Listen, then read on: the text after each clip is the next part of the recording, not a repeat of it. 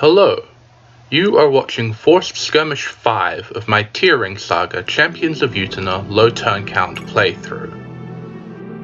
According to the plot, the reason that we're having to do this fight is that Holmes is heading for the Fire Shrine for some reason, and he's not going to be able to get over there because the bridge is out. And that's going to play a significant role in the challenge of this map, because the enemies here are flying enemies, and only our own flyer, Martel, is going to be able to get to them in time to clear this map in a quick fashion. The enemy gargoyles here are still a big problem, because Martel is still not fast enough to double them with any reasonable weapon. But luckily we picked up the Brave Sword at the end of the last chapter, so doubling is going to be more or less irrelevant. We're going to get 2 attacks against them either way. The objective here is to rout the enemy, and fortunately the random deployment in this skirmish doesn't make that terribly difficult.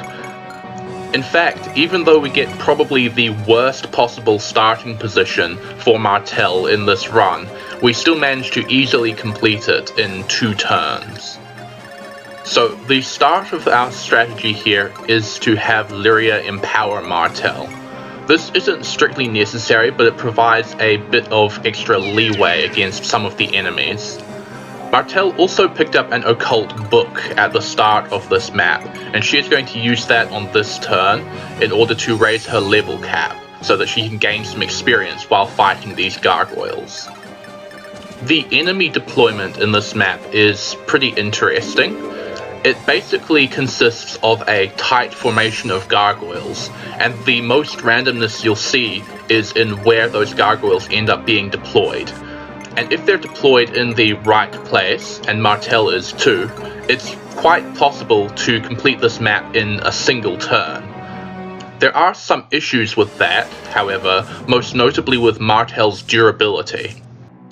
Martel is quite fast, but she is not fast enough to activate Vantage against all of the enemy gargoyles, so she is going to be taking some hits here. And of course she's always going to be risking criticals because of the crit on the gargoyles' weapons. That's why we gave her several miracle charms at the start of this map, just to make sure that she survives here. The most frequent enemy deployments mean that we 2-turn this map, and Martel fights half of the enemy gargoyle horde on each enemy phase. But because of how it's turned out here, she's going to face the entire horde on a single enemy phase, so there'll be no opportunity for her to heal in between. Now, attractive though completing this map in 1 turn would have been, the fact that we are forced to take 2 turns because of the deployment means that we can finish up Lyria's singing here. She has now sung a total of 51 times, which gives her a +2 bonus to her refresh rate. She also reached level 10 in the last map, extending her sing range to 3, which we saw moments ago activating on Rochelle. Both improvements will be important very soon.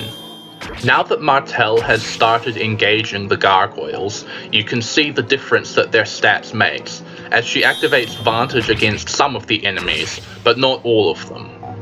The Empower boost allows her to 1-round KO all of them, despite any possible HP and defense variation they may have.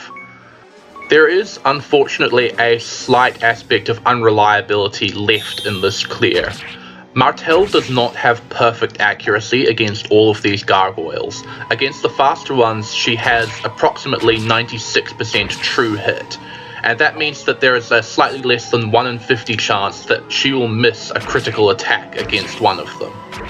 That isn't a huge risk, and in fact it never actually came up in my practice runs, but it is something that could come up because of the many attacks that she is having to make over the course of this enemy phase.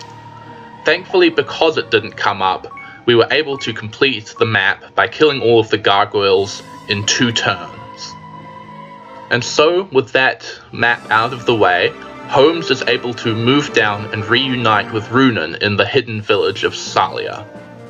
And that is what we are going to be covering for the rest of this video. The next block of maps before Reunion 3 is not nearly as long as the one that we've just gone through, but it is still very important to make sure that we get exactly the right units and items in the right places for this split. So let's start going over that. The really important question is, what are we going to do with our refreshers? Because we can save turns on either route with refreshing, we are always going to split them up after this point. And we decide which one to send where based on various factors. In this case, it's going to be the number of refreshers that can save turns. Refreshing ends up only saving a single turn on this run over Holmes's maps, whereas it's going to save a huge number of turns in Runan's maps. So Plum is going to be going with Runan for the reliability that she offers. Meanwhile, Lyria can go with Holmes because the one turn she saves there is very relaxed on what turn the refresh happens. So we have several opportunities, and I'll go over that more when it comes up. This is the only part of the game where I am going to split up Lyria and the save staff, because Runan really needs the save staff on his chapters for a certain purpose, and Holmes has no use for it other than rigging sings. We do still have to rig that one sing without the assistance of the save staff, and this is the big reason why I was so insistent on getting to 50 sings before this route split. Anyway, that's enough about the refreshers. Let's talk about some other units. Krishna needs to go with Runan, because if she goes with Holmes, there is an annoying event later on that I would have to deal with, and sorting that out either costs turns or requires an extra sing rig, so I don't want that to happen. Meanwhile, Tom is going to move from Runan's army into Holmes's, because he needs to go to Blad to learn a skill for a future map. The majority of my well-trained units, including Naron, are going to be going with Runan, because once again, Runan's chapters are significantly harder and require much higher stat benchmarks to complete in a low turn than Holmes's chapters do. For the same reason, Runan is also taking all of the miracle charms that Holmes bought back in Marl a couple of videos ago. The one big exception to the strong units going with Runan is Martel. She is going to stick with Holmes because we already have a very strong flyer on Runan's route in Raffin. And Martel is also taking the 11 swords because she is by far the best user of them that we have. Next up is the distribution of stat boosters and also the Salia Codex. Two of these stat boosters need to go with Holmes, and that's the Spirit Potion and one of the Wing Potions. We are going to be picking up a new mage unit shortly, who needs those to be used to her full effect. Meanwhile, the second Wing Potion and the Energy Potion that we got way back in Ocus are going along with Runan, because there is a unit in his army who needs as much strength and speed as possible in order to trivialize a certain late game boss. That unit is Raphael, who we are also giving the Salia Codex because we need to rig some speed and strength level ups on him as well. Raphael also takes an occult book to use because we don't want him hitting his low level cap of 30 and then wasting experience like we did with Martel back in chapter 23. Lastly, there are a couple of units who have special events on Runan's route.